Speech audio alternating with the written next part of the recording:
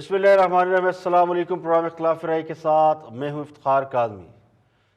نواز شریف نئی تنخواہ پر کام کریں یا پرانی تنخواہ پر کام کریں، مگر یہ سوال تو بنتا ہے کہ کیا نواز شریف کو اس بات کی آفر ہے کہ وہ پرانی تنخواہ پر کام کر لیں یا جس تنخواہ پر عمران خان کام کر رہے ہیں اسی پر کام کر لیں، اور کیا نواز شریف کو آزادی سے کام کرنے دیا جائے گا؟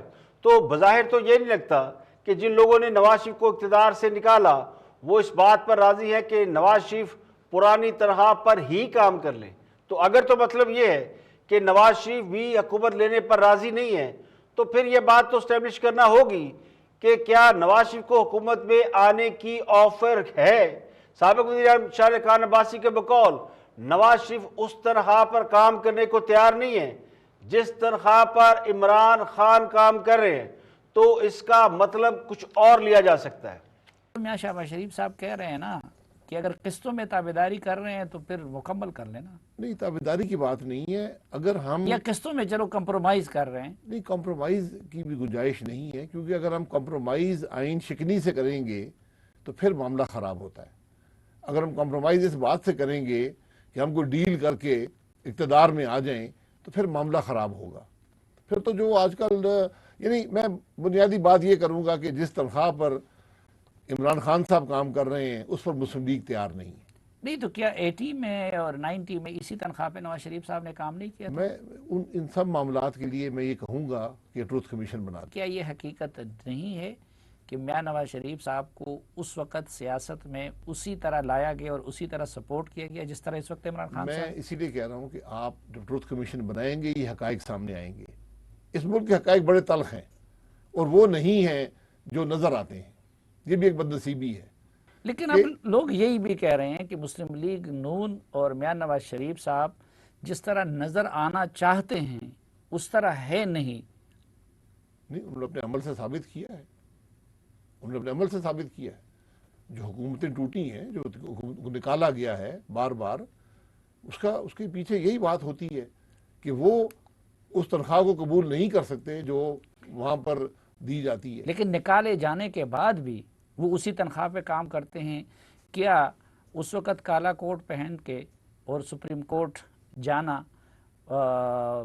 حسین حقانی وغیرہ کے معاملے پہ کیا اسی تنخواہ پہ کام کے مترادف نہیں تھا؟ ڈھکی چھپی بات نہیں تھی، وہ گئے عدالت میں، سب کے سامنے گئے، یہ ان کا ایک فیصلہ ہے۔ الیکشن کے بعد جس طریقے سے میاں صاحب خود پس منظر میں چلے گئے، مریم بی بی خاموش ہو گئی، تو وہ بھی کیا پھر اسی تنخواہ پہ کام کی خواہش اور کوشش نہیں تھی؟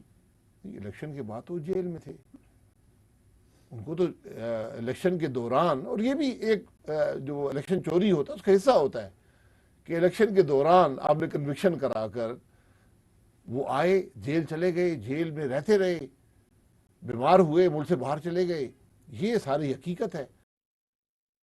تو اس کا مطلب یہ ہے کہ مسلم لیگ نون کا بیانیہ مفاہمت کا نہیں ہے بلکہ مزاحمت کا ہے یا جدوجہد کا ہے۔ لیکن وہ جدوجہد ہے کیا؟ نہ عوام سڑکوں پر ہے، نہ لیڈر جیلوں میں ہے، اور نظام کی تبدیلی کے لیے بھی کوئی محنت مشقت نظر نہیں آتی۔ تو دیکھا جائے تو اپوزیشن کا زیادہ تر انحصار اس بات پر ہے کہ حکومت خود اپنے بوجھ سے گر جائے، اپنی نالائکی کی وجہ سے خاص صاحب رخصت ہو جائے، خود بہت تبدیلی آ جائے، الیکشن ہو جائے۔ تو سوال تو پھر بھی یہ رہے گا کہ کیا اگلی حکومت بھی اسی طرز عمل پر چلے گی جس طرز عمل سے اب انکار کیا جا رہا ہے؟ نواز شریف سمجھتے ہیں کہ حکومت میں اداروں کی مداخلت نہیں ہونی چاہیے اور سول حکومتوں کو اپنا کام کرنا چاہیے، اداروں کو وہ کام کرنا چاہیے جو ان کی ذمہ داری ہے، اس میں ملک چلانا شامل نہیں، تو اسے وہ سول بالادستی کہتے ہیں۔ مسلم لیگ نون یہ سمجھتی ہے کہ خاص صاحب صرف ان کا چہرہ استعمال ہوتا ہے، یعنی سامنے خاص صاحب ہے اور پیچھے بیٹھا کوئی اور حکومت چلا رہا ہے، یا خاص صاحب سے وہ کام کرا رہا ہے جو ان کی مرضی کے مطابق ہے اور خاص صاحب کی مرضی کے مطابق نہیں ہے۔ تو ماضی میں نواز شریف بھی یہ کام کر چکے ہیں۔ ایک عرصہ سیاست میں گزارنے کے بعد نواز شریف اب یہ سمجھتے ہیں کہ وہ کسی کی ڈکٹیشن پر کام نہیں کر سکتے۔ تو پھر سوال یہ کہ اس نظام کی تبدیلی کے لیے وہ کر کیا رہے ہیں؟ کیا صرف اگلے الیکشن تک کا انتظار کیا جا رہا ہے اور الیکشن میں حصہ لینے سے وہ تبدیلی آ جائے گی جس کا ابھی اظہار کیا جا رہا ہے؟ کیا نون لیگ یا اپوزیشن عوام کو اتنا تیار کر چکی ہے کہ وہ اس نظام کو تبدیل کر دے، اس نظام کو بدل دے جس کی بھینٹ کئی وزیر اعظم چڑھ چکے ہیں؟ تو یہ وہ سوال ہے جو عام آدمی کے ذہن میں موجود ہے۔ جس نظام کو آپ قبول نہیں کرتے اور جس کی تبدیلی کی آپ بات کرتے ہیں، تو اس کی تبدیلی کے لیے آپ کر کیا رہے ہیں؟ تو عوام کی بیداری کے لیے اگر کوئی کام کر رہا ہے وہ تو میڈیا کر رہا ہے، اور اس کی سزا بھی بھگت رہا ہے، اور میڈیا کے لوگ گرفتار بھی ہو رہے ہیں اور ان کے روزگار بھی چھینے جا رہے ہیں۔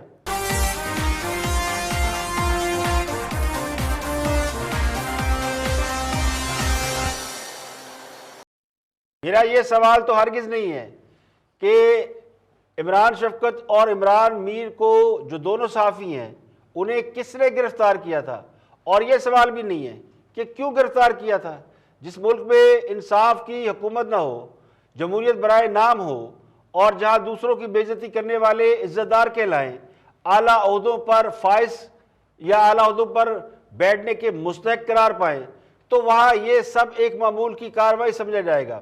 وہ کہتے ہیں نا، گھر والے گھر نہیں تو سانو کسی کا ڈر نہیں، نہ کوئی پوچھنے والا، نہ کوئی کہنے والا، نہ سننے والا۔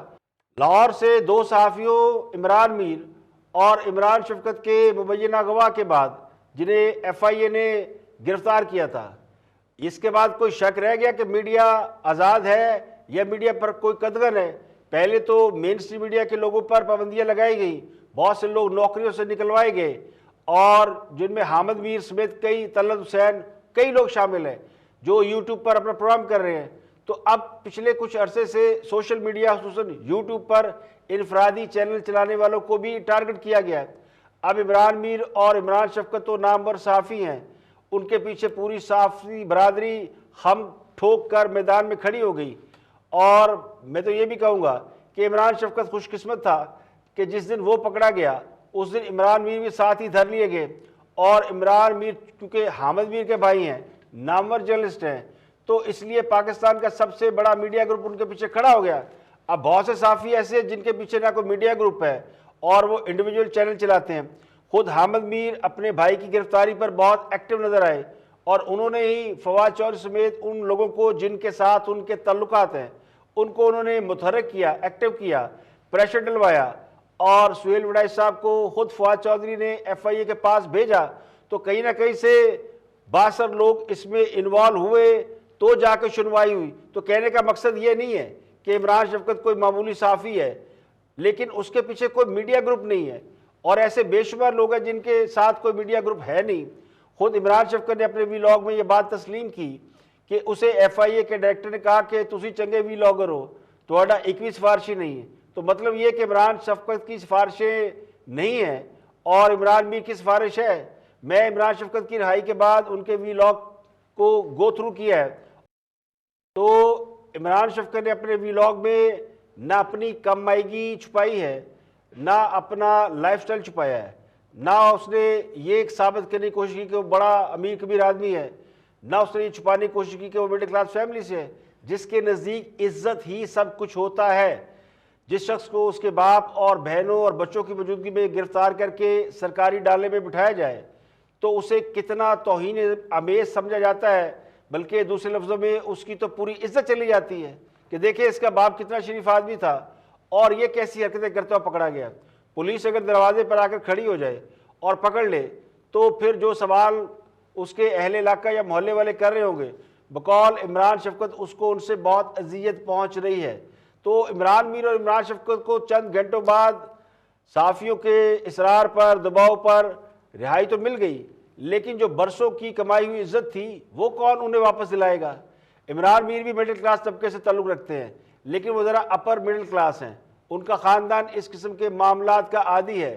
ان کے والد وارث میر اور اس کے بعد ان کے بھائی حامد میر، وہ ہمیشہ دبنگ انداز صحافت کی وجہ سے زیر عتاب رہے ہیں۔ اور حامد میر نے حالیہ ایک انٹرویو غیر ملکی ایجنسی کو بھی دیا ہے جس میں انہوں نے بتایا کہ ان کو بین کرنے کی وجہ کیا ہے اور کس وجہ سے وہ ہٹائے گئے ہیں، ان کا پروگرام بند کیا گیا ہے۔ بہت سے لوگ یہ کہہ رہے تھے کہ جی وہ چھٹیوں پہ چلے گئے ہیں، دوبارہ پروگرام کریں گے، لیکن انہوں نے اقرار کیا کہ انہیں گن پوائنٹ پر ان کا پروگرام بند کرایا گیا۔ تو اہم نقطہ یہ ہے کہ اس بار صحافیوں کے اغوا کا الزام ان پر نہیں لگا جن پر ہمیشہ لگتا رہتا ہے یہ ایک نئی چینج آئی ہے، ایک نئی بات ہے۔ جو الزامات ان صحافیوں پر لگائے گئے وہ عدلیہ اور فوج کے حوالے سے لگائے گئے، لیکن دونوں اداروں میں بقول طلعت حسین نے اپنے ویلاگ میں بتایا کہ دونوں نے اس سے لا تعلقی ظاہر کر دی ہے۔ اس کا مطلب یہ ہے کہ یہ کام پھر کسی تیسری قوت نے کیا ہے بلکہ سول حکومت نے خود کیا ہے۔ یعنی خان صاحب جو ہمیشہ اس بات کا اقرار کرتے رہے کہ میڈیا کی وجہ سے وہ حکومت میں آئے ہیں، اب انہیں میڈیا برا لگنے لگا ہے، اور یہ بات صحافی حلقوں اور تنظیموں کے لیے لمحہ فکری ہے، بلکہ اس بات کی طرف اشارہ ہے کہ آزادی صحافت کا یہ سفر ان کے لیے کتنا مشکل ہونے والا ہے جو اس کا پرچم اٹھائے ہوئے ہیں، اور اب اٹھانے والے نامعلوم افراد نہیں تھے بلکہ معلوم افراد ہیں۔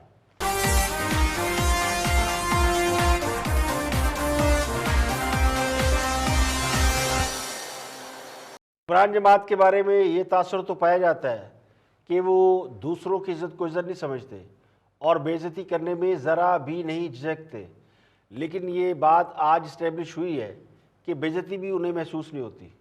ڈاکٹر فردوس عاشق اخوان فیڈرل منسٹر رہی ہیں، اس کے بعد صوبائی معاون خصوصی برائے اطلاعات رہی ہیں، تو آج ان کو اسمبلی میں داخل ہونے سے روک دیا گیا اور میڈیا کے سامنے انہیں واپس جانا پڑا، جس پر بہت پھپتیاں کسی گئیں۔ کسی نے لکھا کہ بدلتا ہے رنگ آسماں کیسے کیسے، اور کسی نے کہا کہ مکافات عمل ہے۔ ڈاکٹر صاحبہ جو دوسروں پر بہت تنقید کرتی ہے، انہیں برا بھلا کہتی ہے، اور جس جماعت کے لیے کہتی ہے اسی جماعت کے لوگوں نے آج انہیں پنجاب اسمبلی میں داخلے سے روک دیا۔ اور کسی نے کہا کہ ڈاکٹر صاحبہ نے وزیر اعلیٰ پنجاب کے جو الٹے سیدھے نام رکھے تھے انہوں نے اس کا حساب چکتا کر دیا ہے۔ آپ نے بہت سے یوٹیوب چینل پہ دیکھا ہوگا، لوگوں نے بتایا کہ کس طرح ڈاکٹر صاحبہ نے وزیر اعلیٰ کے مختلف نام رکھے تھے اور اس وجہ سے وزیر اعلیٰ صاحب بھی ناراض تھے۔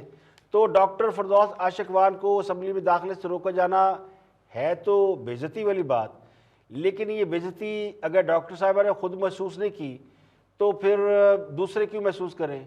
اور ڈاکٹر صاحبہ نے تو اپنے روکے جانے کو بھی اس کے بھی 100 بہانے تراش لیے کہ جی اجلاس ختم ہو گیا تھا، یہ غلطی سے نام رہ گیا تھا۔ اب ڈاکٹر فردوس عاشق اخوان احسن سلیم بریار کی تقریب خلبرداری میں شرکت کے لیے اسمبلی گئی تھی۔ پی پی 38 کا الیکشن احسن سلیم بریار نے، اور واحد الیکشن ہے پنجاب کا جو حکمران جماعت نے جیتا ہے، اور اس کے بارے میں بھی یہ کہا جاتا ہے کہ ڈاکٹر صاحبہ کا بہت ہاتھ ہے۔ ڈاکٹر فردوس عاشق اخوان نے بڑی اس میں محنت کی ہے یا مینج کیا، کچھ بھی کیا ہے، لیکن ان کو کریڈٹ دیا جاتا ہے۔ اور احسن سلیم بریار کی تقریب خلبرداری کی تقریب میں ان کا نام مہمانوں کی لسٹ میں موجود تھا، لیکن کسی نے یہ نام کاٹ دیا اور ان کو یہ نام دکھایا گیا۔ تو اس کی ویڈیو بھی موجود ہے، وہ بھی آپ کو دکھاتے ہیں کہ کیا ہوا، لیکن یقینی طور پر وہ کوئی بااثر آدمی ہوگا جس نے ان کا نام کٹوایا۔ اب اسپیکر یا وزیر اعلیٰ کی طرف سے احکامات کے بغیر تو ڈاکٹر صاحبہ کا نام کٹوایا نہیں جا سکتا۔ کیا حال ہے بیٹے؟ ٹھیک ہو؟ خیریت نہ لو؟ ٹھیک ہو؟ نہیں میم، سوری نہیں، آپ کے ہمارے لیے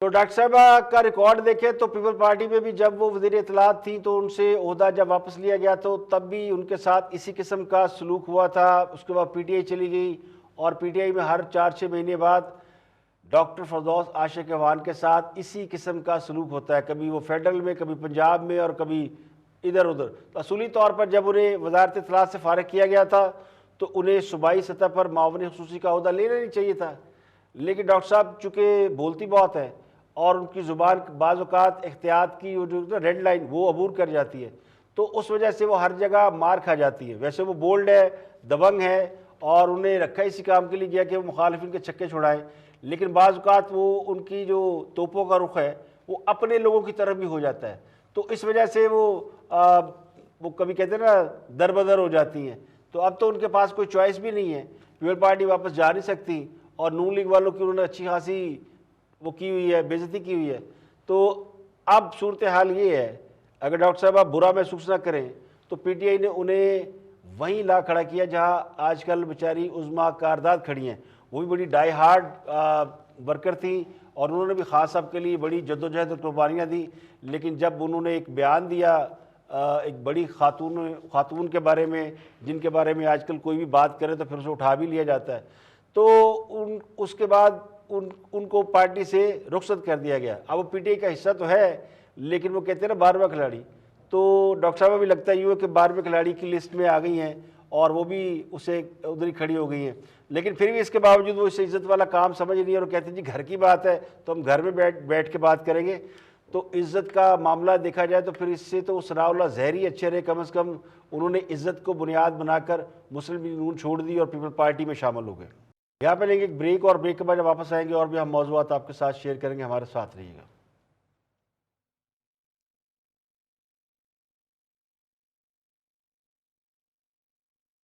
ویلکم بیک. آپ دیکھ رہے ہیں پروگرام اختلاف رائے, میں افتخار کاظمی. آگے بڑھتے ہیں اور بڑی اہم خبریں ہیں. خبر یہ ہے کہ حکومت نے بجلی پر سبسڈی ختم کرنے کا فیصلہ کر لیا. اس پر آج اہم اجلاس ہو رہا ہے جس کے بعد بجلی قیمتوں میں بے پناہ اضافے کا امکان ہے اور عوام کی مزید چیخیں نکلنے والی ہیں. چیئرمین نیپرا نے اس حوالے سے بتایا کہ عوام کو بڑا زور کا جھٹکا لگے گا. حکومت 2 مرحلوں میں سبسڈی ختم کر رہی ہے اور پہلے مرحلے میں سلیب تبدیل کیے جا رہے ہیں, یعنی کتنے یونٹ کے بعد ریٹ کیا ہوگا, اور دوسرے مرحلے میں نیا ٹیرف لایا جائے گا, یعنی نئی قیمت مقرر کی جائے گی. تو ایک طرف حکومت عوام کو ہیلتھ فیسلٹی, طبی سہولیات مفت کرنے کے دعوے کر رہی ہے, تو دوسری طرف 3 سال میں 12ویں دفعہ ادویات کی قیمتوں میں ایک بار پھر اضافہ کر دیا گیا ہے. اس کے علاوہ آڈیٹر جنرل کی رپورٹ یہ کہتی ہے کہ کرونا فنڈ میں اربوں روپے کا گھپلا ہوا ہے اور خیبر پختونخوا حکومت پر 3 ارب روپے کا کرونا فنڈ ہڑپ کرنے کے الزامات لگ رہے ہیں. 1200 روپے کرونا فنڈ میں 404 ارب روپے کا جو معاملہ ہے, یعنی وہ 404 ارب روپے کا ریکارڈ نہیں مل رہا اور یہ گڑبڑ بتائی جا رہی ہے. یعنی چینی اور گندم اتنی چوری ہو چکی ہے کہ ہم باہر سے منگا رہے ہیں اور روز نیا اسکینڈل یا روز کوئی نہ کوئی کسی چیز کا بحران سامنے آتا ہے. پھر بھی حکومت کا موقف یہ ہے کہ چور نواز شریف ہے, جس کے دور میں کینسر کی ادویات بھی مفت فراہم کی جا رہی تھیں. لیکن موجودہ دور حکومت میں ڈرگ ریگولیٹری اتھارٹی نے ایک بار پھر 50% ادویات کی قیمتوں میں اضافہ کر دیا ہے. ذرائع کا یہ کہنا کہ ادویات پر 15 سے 150% اضافہ کیا ہے, جس میں شوگر, کینسر سمیت زیادہ تر ادویات جان بچانے والی ہیں. تو ایک ہفتے میں, یعنی پچھلے ہفتے میں ڈرگ کی قیمتوں میں اور سالٹ کی قیمتوں میں 2 بار اضافہ کیا ہے. تو ادویات کی قیمتوں میں اضافے کے نوٹیفیکیشن کے ساتھ ہی بیشتر جو میڈیسنز ہیں وہ مارکیٹ سے اور ڈرگ سٹور سے غائب ہو گئی ہیں, جس کے بعد مریضوں کو مشکلات کا بھی سامنا ہے. ذرائع کہتے ہیں کہ ادویات کے پیکس سائز اور ریٹیل قیمتوں میں اضافے سے ادویات کی قیمتوں میں کئی گنا اضافہ ہونے سے یہ مریضوں کی دسترس سے باہر ہو گئی ہیں. اب آپ کو آڈیٹر جنرل کی رپورٹ بتائیں جس میں کہا گیا کہ آڈیٹر جنرل آف پاکستان کی رپورٹ ہے کہ کرونا ریلیف فنڈ میں خیبر پختونخوا حکومت نے 3 ارب روپے کی بے ضابطگی کی ہے, جبکہ 28 کروڑ 10 لاکھ روپے کی مشکوک خریداری کی نشاندہی بھی کی گئی ہے. 88 کروڑ 10 لاکھ کی. اس کے علاوہ آڈیٹر نے اپنی رپورٹ صدر پاکستان کو جو گزشتہ جمع کرائی گئی ہے اس رپورٹ کے مطابق مالی سال 2019 اور 20 میں جو مختص 8.8 ارب روپے کا آڈٹ کیا گیا ہے اور جس میں خیبر پختونخوا حکومت کے محکمہ خزانہ کی جاری کردہ 7.8 ارب روپے بھی شامل تھے. محکمہ خزانہ کی جانب سے محکمہ سے داخلہ, محکمہ ٹی اے سمیت کرونا وائرس سے نمٹنے کے لیے پریپ کو مختص کیے گئے 1.7 ارب روپے کا بھی آڈٹ کیا گیا. تو رپورٹ میں کہا گیا کہ اے جی پی کی خصوصی ٹیم کو خیبر پختونخوا حکومت کی جانب سے 88 کروڑ 10 لاکھ روپے کے سامان کی مشکوک خریداری کا علم ہوا ہے. اس کے علاوہ ضلعی سرکاری اسپتالوں کو جاری فنڈ کے آڈٹ کے دوران یہ بات نوٹ کی گئی ہے کہ ویب سائٹ پر اپنی ضرورت اپلوڈ کرنے سے قبل ہی مختلف سپلائر سے 30 کروڑ 80 لاکھ 10 ہزار روپے کا سامان خریدا جا چکا تھا. اس کے علاوہ کووڈ فنڈ میں سے کوٹیشن کی بنیاد پر ضروری سامان کی خریداری میں سپلائر کو 57 کروڑ 39 لاکھ روپے ادا کیے جا چکے تھے, یعنی سامان خریدنے سے پہلے اور ڈیمانڈ بتانے سے پہلے ہی پیمنٹ بھی ہو چکی تھی اور سامان بھی آ چکا تھا. تو آڈیٹر جنرل نے اس بات کا انکشاف کیا 15 دسمبر 2020 کو محکمہ کمیٹی کا اجلاس ہوا جس میں کوٹیشن, مسابقتی سٹیٹمنٹس اور سٹاک کے اندراج کی تصدیق کیا جانا تھی, لیکن اس رپورٹ کو حتمی شکل دینے تک اور تصدیق کے لیے اب تک کوئی ریکارڈ حکومت کی جانب سے پیش نہیں کیا جا سکا.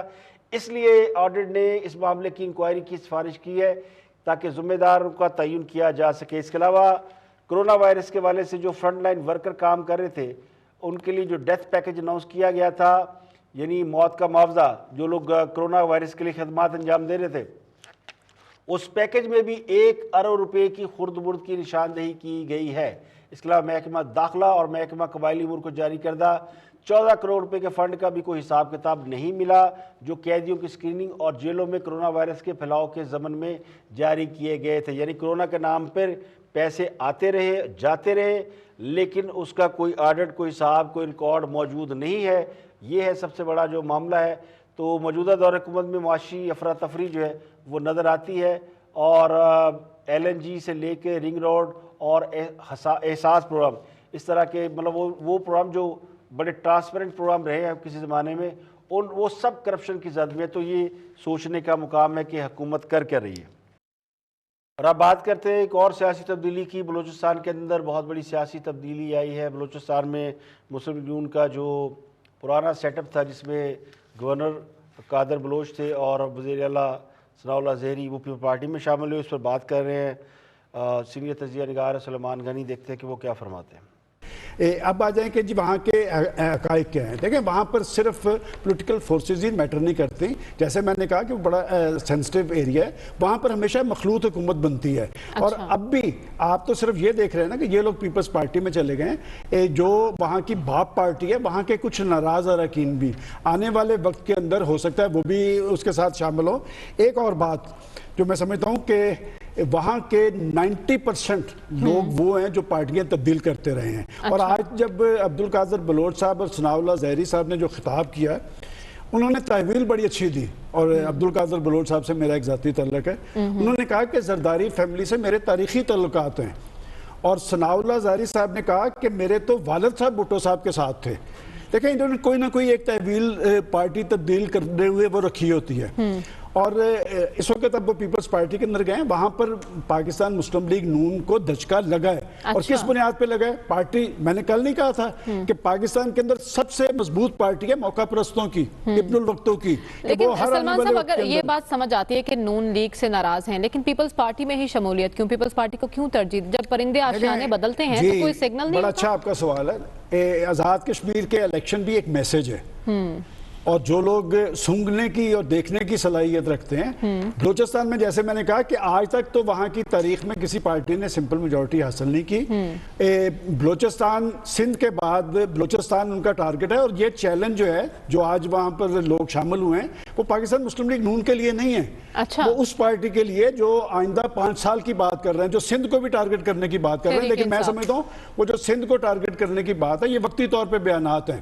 یہ جو مینجمنٹ ایک لفظ ہوتا ہے نا، کہ ایسے ہوتا نہیں ہے کہ جی آپ آئیں گے اور ساری پارٹی ایک پارٹی کو سب کچھ دے دیں گے، اس طرح آج تک تو نہیں ہوا۔ اور دیکھیں سابق وزیر اعلیٰ بلوچستان ثناء اللہ زہری اور سابق گورنر بلوچستان عبدالقادر بلوچ کے مسلم لیگ چھوڑنے کی وجہ یہ نہیں کہ وہ پیپلز پارٹی میں جانا چاہتے تھے یا کسی اور جماعت میں شامل ہونا چاہتے تھے۔ حقیقت یہ ہے کہ دونوں بلوچستان میں مسلم لیگ نون کی حکومت بچانے میں نہ صرف ناکام رہے بلکہ اپنی قیادت کو بھی اس کے بارے میں آگاہ کرنے میں ناکام رہے۔ اگر یاد ہو کسی کو تو نواز شریف کا جو دور تھا جس میں نواز شریف نااہل ہوئے اور آخری سال میں بلوچستان میں نون لیگ کی حکومت جو ہے وہ گرا دی گئی، اس وقت ثناء اللہ زہری وزیر اعلیٰ بلوچستان تھے اور گورنر قادر بلوچ تھے۔ ان دونوں کے ہوتے ہوئے بلوچستان کے اندر جو سیاسی تبدیلی آئی وہ اس کی وجہ سے نواز شریف ناراض ہو گئے۔ تو نواز شریف کی ناراضگی بنتی ہے کہ ان کی پارٹی کے سینئر لوگ وہاں موجود تھے، اس کے باوجود وہاں پہ اس طرح کا کام ہو گیا۔ لیکن اختر مینگل گروپ کو ساتھ ملانے کی وجہ سے ثناء اللہ زہری کے پاس تو یہ چوائس آ گئی کہ وہ پارٹی چھوڑ دیں، کیونکہ ان کے پاس چوائس کوئی نہیں تھی۔ ان کے جو قبائلی حریف تھے اگر وہ نون لیگ کے ساتھ مل گئے تو پھر وہ چونکہ خود قبائلی سربراہ ہے تو زہری قبیلے کا، تو ان کے لیے مشکل تھا کہ مسلم لیگ نون کے ساتھ رہتے۔ تو بلوچستان میں سیاسی تبدیلی کی جو 2 بڑی وجوہات ہوتی ہیں، ان میں پہلی وجہ تو اسٹیبلشمنٹ ہوتی ہے اور دوسری قبائلی معاملات ہوتے ہیں۔ دونوں کے پاس پیپل پارٹی کے سوا کوئی چوائس نہیں تھی، یعنی عبدالقادر بلوچ تو خیر ان کا جانا جو ہے وہ بھی قبائلی وجہ سے نہیں گئے، ان کو ان کی کارکردگی کی وجہ سے کہ بلوچستان میں ان کے ہوتے ہوئے کیسے وہاں پہ باپ گروپ بنا اور وہاں پہ حکومت گر گئی اور سینٹ کے اندر اتنی بڑی جو ہے وہ وجہ کھانی پڑی، مار کھانی پڑی نون لیگ کو. تو پیپل پارٹی کے علاوہ ان کے پاس کوئی چوائس نہیں، کیونکہ تحریک انصاف میں وہ جا نہیں سکتے، تحریک انصاف کے ساتھ ان کا معاملات کو زیادہ سیدھے نہیں ہیں. اب نواز شریف کو اس کا نقصان تو ہوگا. پارٹی میں سے کوئی ایک بھی بندہ جاتا ہے اور اس لیول کا بندہ جاتا ہے جو گورنر رہ چکا ہو، جو وزیر اعلیٰ رہ چکا ہو، اور پھر صوبے میں بہت زیادہ آپ کی فوٹنگ بھی نہ ہو. تو یہ دو لوگ ایسے تھے جنہوں نے مسلم لیگ کی کسی حد تک فوٹنگ بنائی تھی. یہ پارٹی کے سربراہ نہ ہوتے، پارٹی میں رہتے کسی بھی طریقے سے، تو معاملہ سنبھالا جا سکتا تھا. کیونکہ پارٹی کا کوئی ایک بندہ بھی پارٹی چھوڑتا ہے تو اس کا اثر دوسروں پر بھی پڑتا ہے. اور میرا گمان یہ کہ عبدالقادر بلوچ اور ثناء اللہ زہری نے پارٹی تبدیل کرنے میں کافی ٹائم لے لیا ہے. یہ 2-3 سال لگ گئے ان کو پارٹی سے رخصت ہوتے ہوتے. وہ بھی اس وجہ سے کہ جب کوئٹہ میں جلسہ ہوا تو مسلم لیگ نون کا، تو اس میں عبدالقادر بلوچ اور ثناء اللہ زہری کی جگہ اختر مینگل صاحب کو سٹیج پہ بٹھا لیا گیا. تو وہاں سے معاملات زیادہ خراب ہوئے. پھر بھی خیال یہ تھا کہ ان کی جماعت اس معاملے کو سلجھا لے گی اور انہیں منا لے گی. لیکن مسلم لیگ نون کیا بہت ساری جماعتوں کا یہ پرابلم ہے کہ جس کو سربراہان پارٹی پسند نہیں کرتے، یعنی پارٹی کا ہیڈ جس کو پسند نہیں کرتا تو پارٹی میں اس سے منہ پھیر لیتی ہے. اور نواز شریف کی پارٹی میں بھی یہی ہوا ہے کہ خواہ وہ قادر بلوچ ہو، ثناء اللہ زہری ہو، چودھریز ہوں یا چودھری نثار ہو، اب چونکہ نواز شریف ناراض ہیں، نواز شریف ان سے ان کو غصہ ہے ان کے اوپر، تو پھر وہ پارٹی کے جو باقی لوگ ہیں وہ بھی ان کے ساتھ بالکل ان کا بائیکاٹ کر دیتے. وہ کہتے ہیں نا زن بچہ کونو کرنا، بالکل ہی دیس نکالا دینا.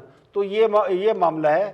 میرا خیال ہے کہ وہ ان کے جانے کی وجہ مجبوری بھی ہے. یہ درست ہے کہ ان کی ذمہ داری تو بنتی تھی، لیکن جو پارٹی سے جانا ہے اس میں زیادہ ہاتھ خود نون لیگ والوں کا ہے. وہ چاہتے تو اس معاملے کو سنبھال سکتے تھے. ویسے بھی اختر مینگل کے ساتھ ملانے سے کوئی بہت بڑی تبدیلی تو آئی نہیں ہے، نہ ہی کوئی ان کے جانے سے حکومت پہ کوئی اثر پڑا یا فرق پڑا ہے. لیکن پارٹی کے اگر بہت سے لوگ چلے گئے، اور اختر مینگل نون لیگ کا حصہ بھی نہیں ہے، ان کی اپنی فوٹنگ، ان کی اپنی سیاسی جماعت ہے اور وہ انڈیپینڈنٹ مینگل گروپ کام کرتا ہے. لیکن جو مسلم لیگ نون کے لوگ تھے وہ پیپل پارٹی میں چلے گئے، تو پیپل پارٹی کو اس کا یقینی طور پہ کسی نہ کسی حد تک فائدہ ضرور ہوگا کہ بلوچستان کے معاملات کو جاننے والے، سمجھنے بوجھنے والے لوگ اگر پیپل پارٹی میں شامل ہوئے ہیں تو اس سے پیپل پارٹی کو آئندہ تنظیم سازی میں یا وہاں الیکشن جیتنے میں فائدہ ہوگا. لیکن پھر بھی ضروری ہے وہاں پہ جو معاملات، وہ آپ کو پتہ ہے کہ حکومت بناتے کون ہیں اور وہاں پہ حکومت چلاتے کون ہیں، تو اس سے کوئی زیادہ فرق نہیں پڑتا. یہاں پہ لیں گے ایک بریک، اور بریک میں جب واپس آئیں گے اور بھی ہم موضوعات آپ کے ساتھ شیئر کریں گے. ہمارے ساتھ رہیے گا.